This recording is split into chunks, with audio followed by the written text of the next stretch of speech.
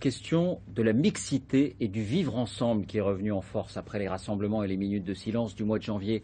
On a beaucoup entendu parler de la tentation communautaire, mais on l'a rarement observé concrètement. Eh bien, un homme brise la loi du silence. Il est maire de la ville de Sarcelles, en banlieue parisienne.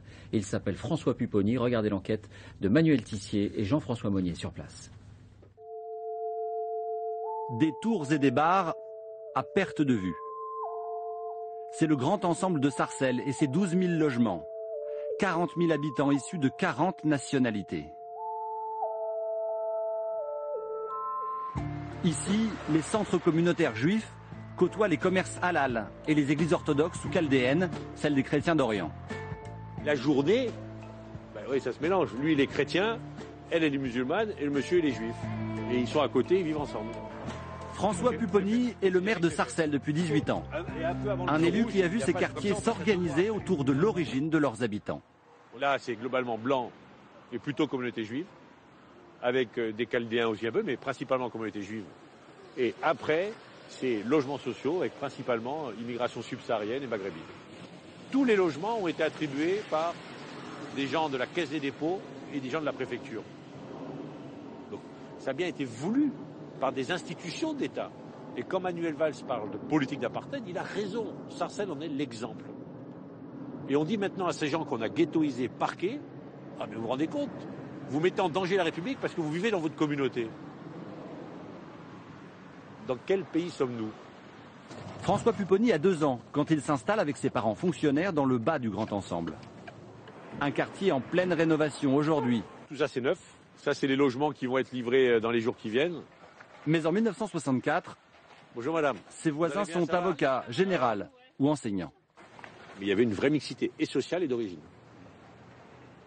Et puis petit à petit, le général est parti, l'avocat est parti, et étaient remplacés par des gens en grande difficulté, issus d'immigration.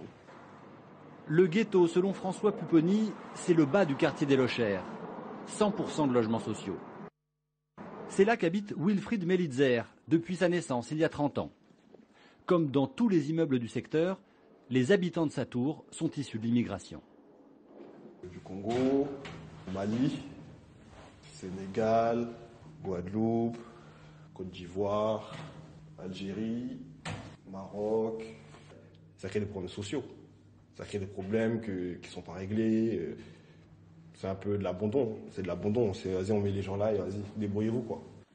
Arrivée de Guadeloupe dans les années 60, Lise Melitzer et son mari ont élevé ici leurs 3 enfants et vu partir beaucoup de leurs voisins. Les Blancs qui sont nés en France, vraiment blancs, il n'y a pas beaucoup dans l'immeuble. C'est toujours des étrangers qu'il y a dans l'immeuble. Aucune statistique ethnique ne confirme ce changement de population. Elles sont interdites. Mais il reste quelques résidents pour confirmer que la ville s'est transformée. Non, voilà. On est bien, nous. On est nés ici. Mais c'est vrai, quand on a fait une déclaration de vol, ces messieurs, les agents nous ont dit « Mais qu'est-ce que vous faites encore à Sarcelles ?» Mais il y a déjà ça au moins 15 ans. Hein. Qu'est-ce que vous faites à Sarcelles? Mais si tu ne plaît pas, c'est l'habitude, on est très bien. Non. Mais il y a mieux, il y a mieux. Ne cherchez pas un charcutier, vous n'en trouverez pas. Enfin, il n'y a plus rien qui nous ressemble. On fait avec. Ici, les communautés vivent côte à côte, et plutôt bien. Dans ce quartier des Lochères, l'église n'est séparée que par une rue et un bâtiment de la mosquée. Sarcelles, à 15 km de Paris. Cité multiconfessionnelle et cosmopolite, qui se presse dans les allées du marché, réputé dans toute la région. Ces visages sont-ils ceux d'un ghetto ethnique? Y a-t-il menace pour la République? Pas pour Nabil Koskossi. Ce militant associatif est né dans la sous-préfecture du Val d'Oise il y a 39 ans, de parents marocains et tunisiens. Et il y vit toujours. Là, j'ai des voisins ici qui sont français d'origine indienne, de Pondichéry. Là, j'ai ma voisine ici qui est guyanaise. Là, ici, j'ai des Français d'origine irakienne, c'est des réfugiés d'Irak. Voilà, c'est tout ça, c'est dans la même cage d'escalier. Et on vit tous ensemble et il n'y a aucun souci.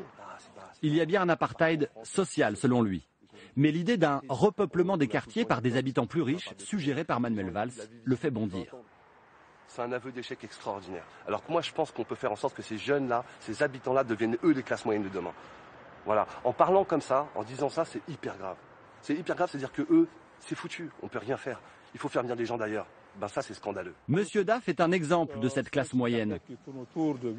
Dans une ville où un quart des habitants n'a pas de travail, ce franco-sénégalais de 61 ans a ouvert sa laverie il y a 6 ans. Vous diriez que vous faites partie de cette classe moyenne qu'on veut... Je m'en sors bien. Ouais. J'arrive vraiment à joindre les deux bouts de moi. 8 000 € de chiffre d'affaires par mois. Amadou Daff vit ici depuis 32 ans avec ses 4 enfants et c'est ici qu'il veut grandir. Vous n'avez pas envie de partir, vous faire des lavomatiques à Paris Non, moi j'ai envie de rester, d'ouvrir d'autres lavomatiques à Sarcelles.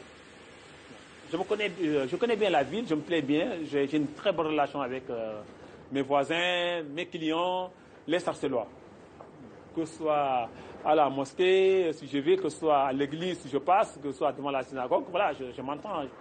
Depuis 30 ans, les paysages des quartiers populaires ont changé. Des milliards d'euros pour des centaines de bâtiments neufs. À Sarcelles, comme ailleurs, un autre chantier est prioritaire pour casser les ghettos, celui du développement économique.